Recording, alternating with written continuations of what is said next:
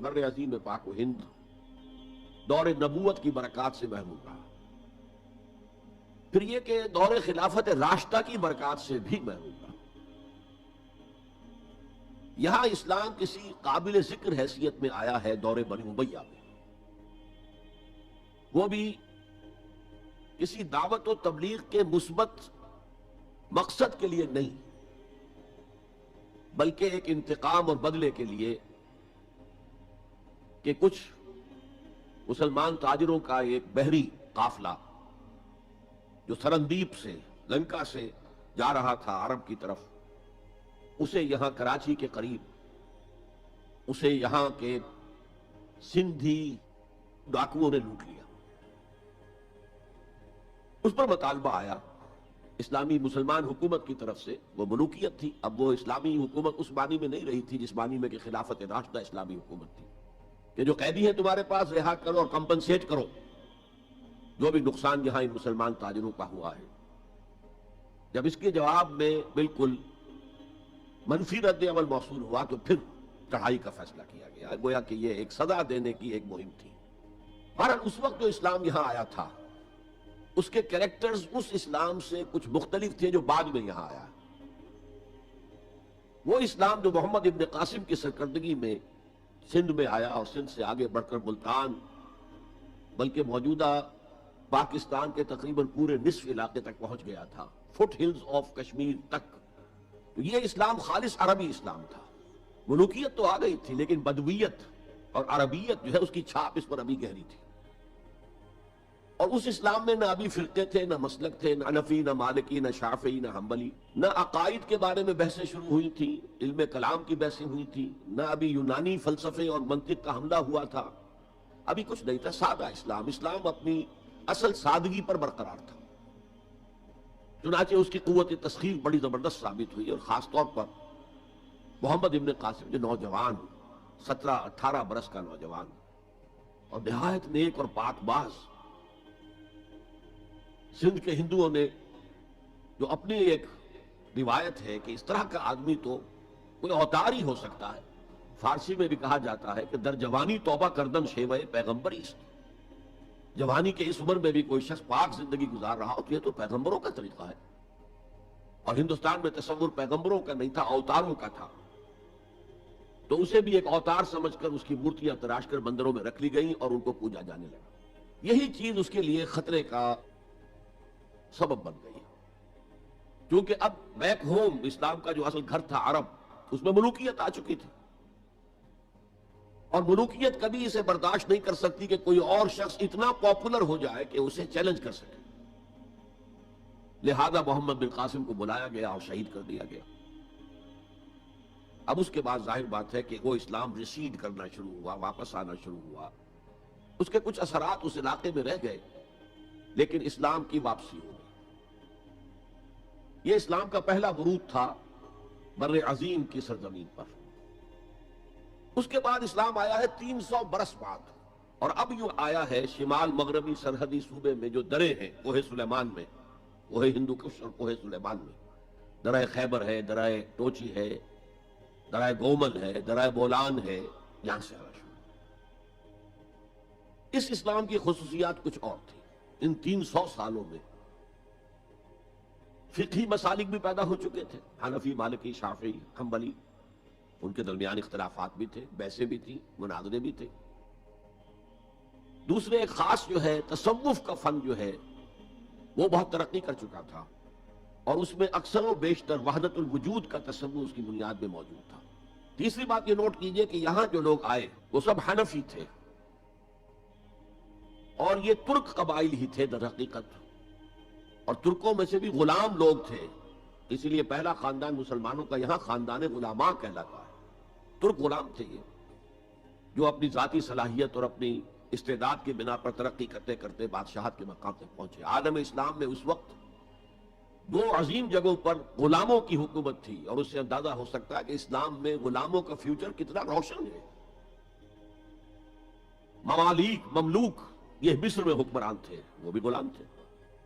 خاندان غلامہ، قطب الدین ایبک، شمس الدین التتمش، یہ سب کون تھے؟ غلام تھے۔ بہرحال اب جو اسلام آیا اس میں قیادت کی ایک تسلیس پیدا ہو چکی تھی، توحیدی شان نہیں رہی تھی۔ خلافت راشدہ میں قیادت توحیدی تھی، خلیفہ وقت ہی حاکم بھی تھے، خلیفہ وقت ہی مجتہد بھی تھے، عالم بھی تھے، اور وہی سب سے بڑے اللہ والے بھی تھے۔ لیکن اس کے بعد جو اسلام میں قیادت جو ہے مسلمانوں کی 3 شاخوں میں بٹ گئی۔ سیاسی قیادت وہ تو قبائلی عصبیت کی بنیاد پر قائم ہو رہی ہے، تو سیاست تو ہو گئی طاقت کے بل پر، جس کی لاٹھی اس کی بھینس۔ اس کے بعد جو اس دینی قیادت تھی وہ 2 حصوں میں منقسم ہو گئی، علمی قیادت علماء، مفسرین، فقہاء، محدثین، اور ایک ہو گئی صوفیاء کی قیادت۔ تو یہ تھی کیفیت جس میں کہ بر عظیم پاک و ہند میں اسلام وارد ہوا ہے پہلے ورود کے 300 برس بعد۔ اب اس کے 500 برس کے بعد یہاں ایک اور ایلیمنٹ آیا، اور وہ تھا شیعیت کا۔ آپ کو معلوم ہے کہ سن 1000 عیسوی میں پاکستان کا جو علاقہ اس وقت کا ہے یہ عالم اسلام میں داخل ہو چکا تھا۔ شہاب الدین غوری وغیرہ کی حکومت وہاں تک تو تھی، البتہ دہلی پر 1206 میں تخت دہلی جو ہے مسلمانوں کا 1206 میں شروع ہوا ہے۔ بہرحال اس کے بعد ہم کہہ سکتے ہیں کہ 300 برس بعد یہاں پر یہ شیعیت آئی ہے، داخل ہوئی ہے، ورنہ اس سے پہلے خالص سنی اسلام تھا اور خالص حنفی۔ شیعیت کی وجہ سے جو کچھ بھی بعد میں اسلام کو یہاں پر اس تقسیم کی وجہ سے، شیعہ سنی اختلافات کی وجہ سے جو بہت بڑے بڑے نقصانات اٹھانے پڑے، ان میں سے مثلا 2 کا میں تذکرہ کرنا چاہتا ہوں۔ ڈاکٹر امبیڈکر، انہوں نے فیصلہ کیا تھا میں مسلمان ہو جاؤں، گویا کہ یہاں کے اچھوتوں کا مسئلہ وہ اس طور سے حل کرنا چاہتے تھے کہ ہم این بلاک مسلمان ہو جائیں۔ لیکن جب ان کے بارے میں معلوم ہوا تو پھر وہاں پہنچ گئے کچھ لوگ کہ آپ اس مسلک کو اختیار کریں یا اس کو کریں۔ وہ اسی حیث بحث میں پھر انہوں نے فیصلہ کیا کہ میں کوئی بھی نہیں اختیار کرتا، اگر کوئی ایک اسلام ہے ہی نہیں، اب میں ایک کو اختیار کرتا ہوں تو دوسرے سے میری مخاصمت ہو جائے گی، دوسرے کو اختیار کرتا ہوں تو پہلے سے ہو جائے گی۔ اب اگلا دور آیا، ہندوستان میں انگریز آ گئے۔ یہاں موجود بہت سے غیر مسلموں کو شاید میری باتیں اب کچھ ناگوار گزریں، لیکن کچھ حقائق ہیں جو تلخ ہیں لیکن حقائق ہیں، انہیں سمجھنا چاہیے۔ انگریزوں نے یہاں آ کر حکومت چھینی سی مسلمانوں سے، بیشتر، ویسے تو یہ کہ ہندو راجے مہاراجا بھی تھے، لیکن بیشتر علاقوں میں تو مسلمان حاکم تھے، لہذا انہوں نے مسلمانوں کو دبانا بہت ضروری سمجھا، اس لیے کہ جو سابق حاکم ہو ان میں ایسپیریشنز پیدا ہوتی رہتی ہیں کہ ہم تھے یہاں کے حاکم، کیوں نہ واپس حاصل کریں۔ بغاوت کے ان کے اندر جراثیم مسلسل پروان چڑھتے ہیں۔ مسلمانوں کو دبایا اور ہندوؤں کو اٹھایا، کیوں کہ ہندوؤں کے لیے معاملہ صرف چینج آف ماسٹرز کا تھا، کوئی بڑا حادثہ تو نہیں تھا۔ پہلے مسلمانوں کے غلام تھے، اب انگریزوں کے غلام ہو گئے، اور اس اعتبار سے انگریز نے بھی انہیں قریب کیا اور ہندوؤں نے بھی مغربی علوم اور مغربی سائنسز کو پڑھنے میں بڑی سبقت کی۔ بنگال میں انگریز آیا، اور بنگال میں آپ کو معلوم ہے اکثر و بیشتر جو سائنسدان پیدا ہوئے جن کی کہ لکھی ہوئی ٹیکسٹ بکس جو ہے بہت عرصے تک استعمال ہوتی رہی ہندوستان میں، یہ کون تھے؟ چیٹرجی، بینرجی، سب کے سب بنگالی تھے۔ ایک اور بات یہ ہے کہ ہندو اپنے ماضی سے بہت دور آ چکے تھے، ان کا ماضی عظمت والا، آخر اشوک کا دور بہت عظمت کا، چندر گپت موریہ کا دور بہت عظمت کا، وکرمادتیہ کا دور بہت عظمت کا تھا، لیکن وہ بہت پیچھے جا چکے تھے۔ تقریباً مسلمانوں کی آمد کی وجہ سے 1000 سال کا فصل واقع ہو چکا تھا۔ لہذا تہذیب و تمدن کے لیے بھی، جیسے کہ انہوں نے مسلمانوں کے زمانے میں فارسی پڑھی، فارسی پڑھتے تھے، کوڈ لینگویج فارسی ہے، جیسے کہ پھر بعد میں مسلمان اور ہندو اور سب نے انگریزی پڑھی۔ ملازمتیں ملیں گے تو انگریزی پڑھنے والوں کو ملیں گی، راستہ کیریئرز کا کھلے گا تو انگریزی پڑھنے والوں کا کھلے گا۔ اسی لیے کہاوت تھی ہندوستان میں، پڑھے فارسی اور بیچے تیل، دیکھو رے قسمت کے کھیل۔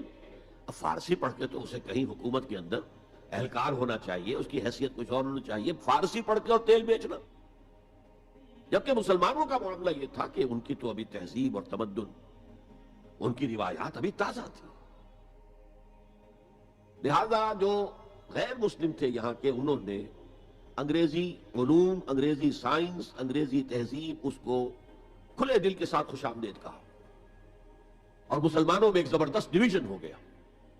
بلکہ ابتدائی ریئیکشن تو بہت سخت تھا، یک طرفہ تھا۔ ہم نہ انگریزی پڑھیں گے، ہم نہ انگریزی علوم سیکھیں گے، نہ سائنس پڑھیں گے، ہم تو اپنے کونوں کھدروں میں، اگرچہ جو سیلاب آ گیا ہے اس کو روکنے کی طاقت تو ہم میں نہیں ہے، لیکن ہم کونوں میں جا کر بیٹھ جائیں گے، قال اللہ و قال الرسول۔ اور انگریزی تہذیب سے اس قدر دوری کہ اگر کوئی میز کرسی پر بیٹھ کر کھانا کھا لے تو کرسٹان ہو گیا۔ یہ تو کسی نے چمچہ استعمال کر لیا کھانے میں، کانٹا تو بہت دور کی بات ہے، چمچہ بھی استعمال کر لیا تو کرسٹان ہو گیا۔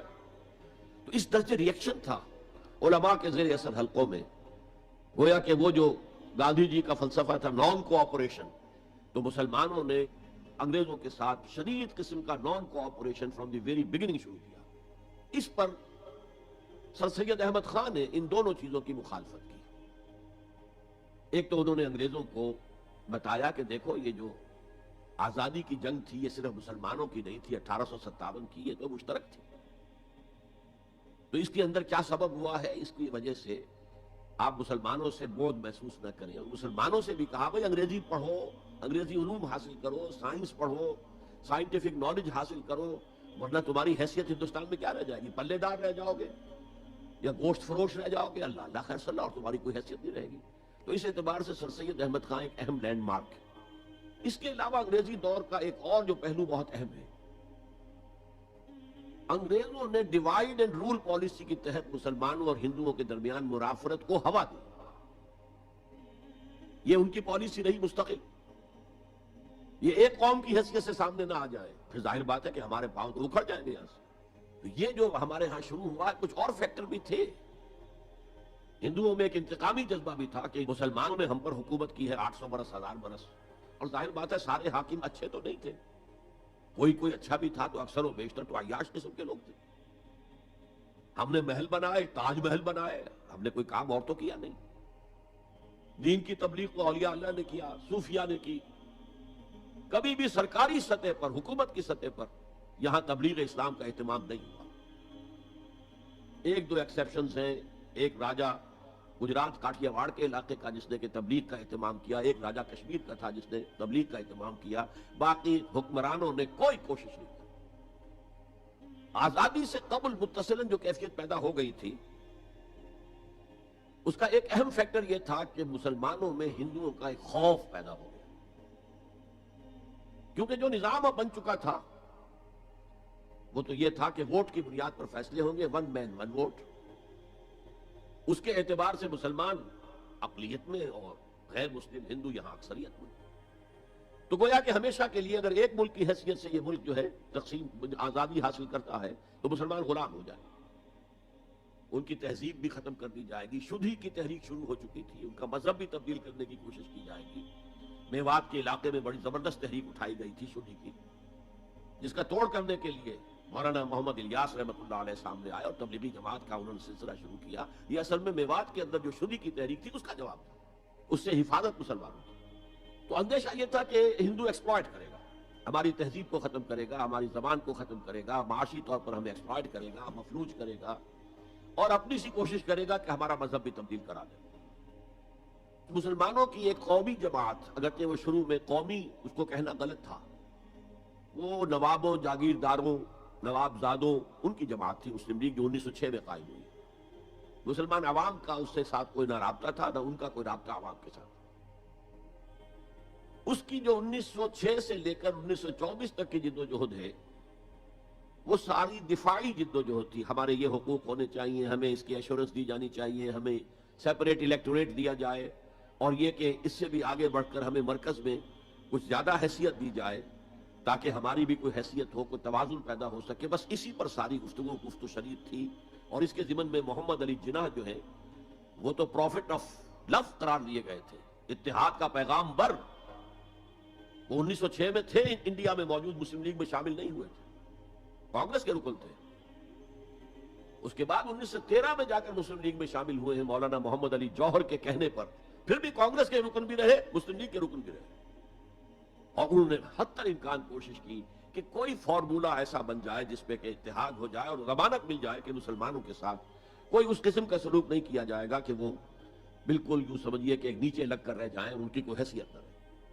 لیکن وہ ناکام ہوئے، شدت کے ساتھ ناکام ہوئے، اور پھر اس درجے مایوس ہوئے کہ ہندوستان چھوڑ کر جا کر انگلستان میں بس گئے اور وہاں انہوں نے اپنی لیگل پریکٹس شروع کر دی۔ ایس ایم اکرام صاحب جو ایک بڑے مصنف ہیں، آب کوثر، موج کوثر، رود کوثر کے جو مصنف ہیں، وہ اہم ترین کتابیں ہیں تین مسلم انڈیا کی، political as well as cultural history, ثقافتی جو معاملہ ہے وہ بھی ساتھ ساتھ ہر دور میں کیا اس کا رنگ رہا ہے، تو اس کو بہت ہی سمجھیے ایک بڑے ماہرانہ انداز میں انہوں نے بہت عمدگی کے ساتھ مرتب کیا ہے۔ وہ اس وقت آکسفورڈ میں پڑھ رہے تھے، طالب علم تھے، نوجوان، وہ ملے محمد علی جناح سے۔ اس وقت تک ابھی وہ قائد اعظم کا تو خطاب انہیں نہیں ملا تھا، محمد علی جناح، اور اس نے کہا آپ ہندوستان چھوڑ کے کیوں آ گئے، ہندوستان کے مسلمانوں کو تو آپ کی ضرورت ہے۔ تو انہوں نے سخت الفاظ کہے تھے کہ ہندو ناقابل اصلاح ہے، یہ اس وقت کی ہندو قیادت پر ان کا تبصرہ تھا، اور مسلمانوں کا حال یہ ہے کہ ان کا کوئی لیڈر مجھ سے صبح جو بات کرتا ہے شام تک ڈپٹی کمشنر یا گورنر تک پہنچا دیتا ہے، تو ایسی قوم کی قیادت میں کیسے کروں؟ لیکن اصل میں ایک ٹرننگ فیکٹر آیا ہے، turning point in the history of Muslim league movement, and that was 1930۔ اس میں جو الہ آباد میں مسلم لیگ کا سیشن ہوا تھا، اس میں خطبہ صدارت دیا تھا علامہ اقبال نے۔ علامہ اقبال اس سے پہلے ہندوستان میں ایک سور پھونک چکے تھے کہ اب اسلام کی نشأت ثانیہ کا دور آنے والا ہے، اسلام جو ہے دوبارہ دنیا کے اندر برسر عروج آئے گا۔ ایک امید افزا صورتحال علامہ اقبال نے اپنی ملی شاعری سے پیدا کر دی تھی۔ کتاب ملت بیضا کی پھر شیرازہ بندی ہے، یہ شاخ ہاشمی کرنے کو ہے پھر برگ و بر پیدا، سبق پھر پڑھ صداقت کا، شجاعت کا، عدالت کا، لیا جائے گا تجھ سے کام دنیا کی امامت کا۔ نوا پیرا ہو اے بلبل کے ہو تیرے ترنم سے، کبوتر کے تنے نازک میں شاہی کا جگر پیدا۔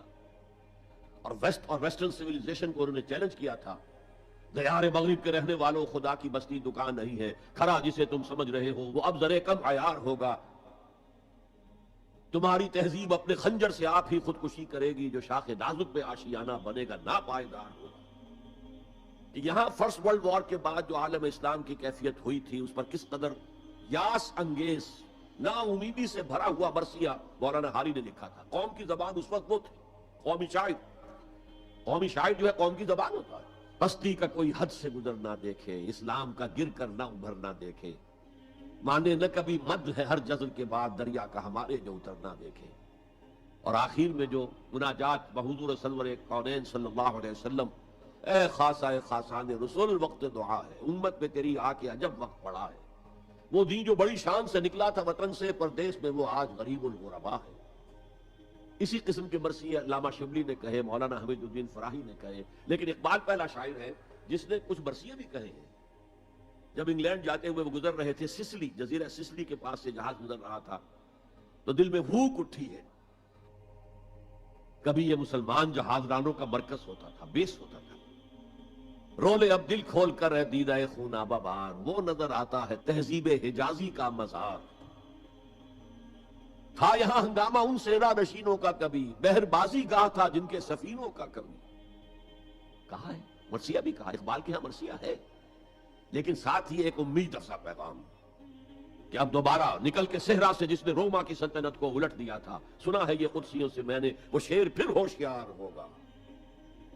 یہ جو عوامی ایک فضا ان کی شاعری سے پیدا ہو چکی تھی، ملی شاعری سے، انہوں نے 1930 میں آ کر مسلم لیگ کی موومنٹ میں اس کا انجیکشن لگا دیا۔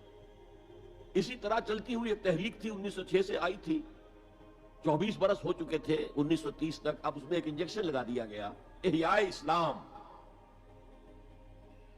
اس خطبے میں علامہ نے ایک طرف مسلم قومیت کو بہت مستحکم کیا دلائل کے ساتھ، عمرانی دلائل، پولیٹیکل سائنس کے جو مستحکم اصول ہیں ان کی بنیاد پر کہ مسلمان ایک علیحدہ قوم ہے۔